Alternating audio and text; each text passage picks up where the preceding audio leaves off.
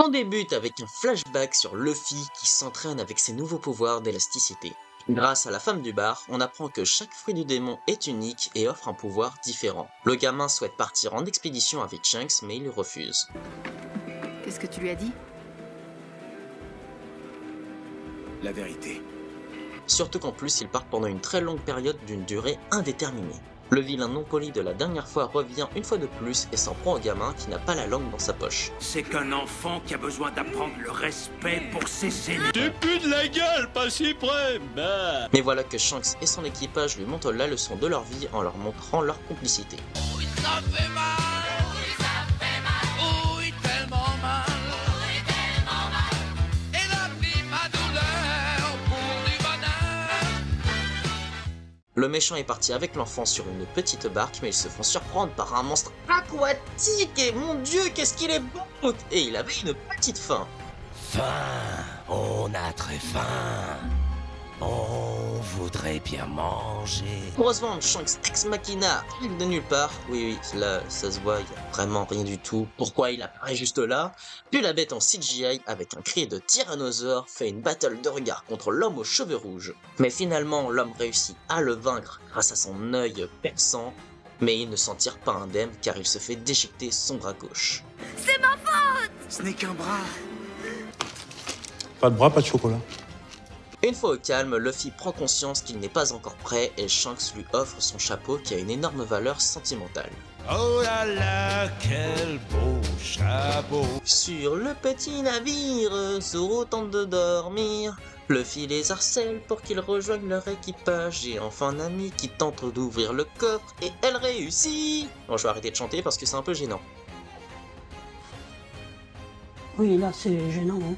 À l'intérieur, la carte de la Grand Line y est et elle nous présente correctement ce que c'est. Merci Nami parce que vraiment moi je suis une brêle dans cet univers. Ceci est la connaissance.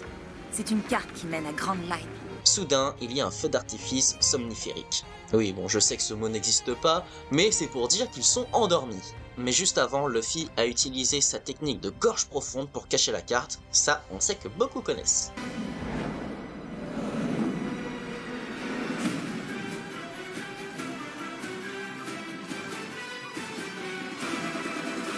Il se réveille enfermé en cage et l'humeur de Nami est mise à l'épreuve car elle a une profonde haine envers les pirates, même si Luffy dit qu'il est spécial. Et je suis complètement d'accord pour dire qu'il a un tout petit truc en plus. Antoine, c'est super! La cage s'ouvre et voici un cirque avec The Greatest Showman qui débarque, mais celui-là ne chante pas.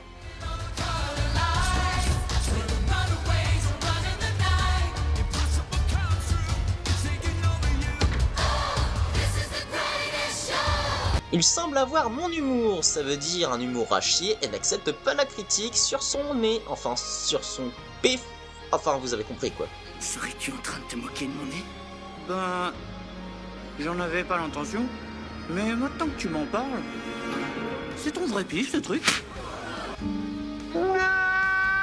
Comme tous les pirates, il veut trouver le One Piece et pour ça, il a besoin d'avoir la carte de la Grande Ligne. Je deviendrai le roi. Reviens sur Terre, mon pote. C'est moi qui le trouverai le premier. Nami fait diversion en dévoilant les pouvoirs de Chewing Gum Man et profite pour s'enfuir mais le paysage destructeur la fait remettre en question et se refait capturer.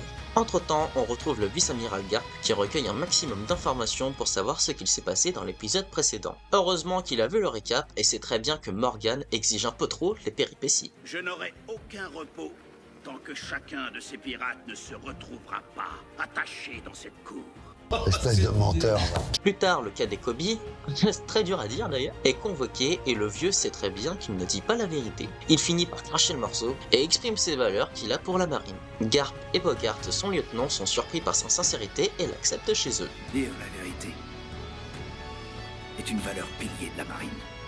Une valeur qui semble beaucoup manquer à cette base en particulier. Baggy cherche Looney et Luffy font plus ample connaissance et le petit comique se rend compte que le chapeau de paille appartenait à Shanks qui l'avait trahi. On a servi dans le même équipage de pirates quand on avait à peu près ton âge. Pendant un moment, j'ai même cru qu'on était amis. Jusqu'à ce qu'il me trahisse. Les sbires qui sont en réalité des esclaves essaient de ne plus être à sa botte et Monkey se libère et réussit à faire perdre la tête de son adversaire dans le premier sens du terme.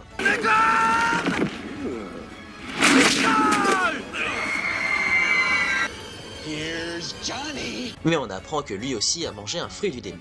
Pendant sa démonstration, sa main volante lui permet de mettre hors jeu le petit singe. Un homme non charismatique nommé Kabaji veut prendre sa revanche face à Zoro car il a tué son frère des années avant. Tu lui as tranché la tête et tu l'as mise dans un sac, tout ça pour une poignée de berry.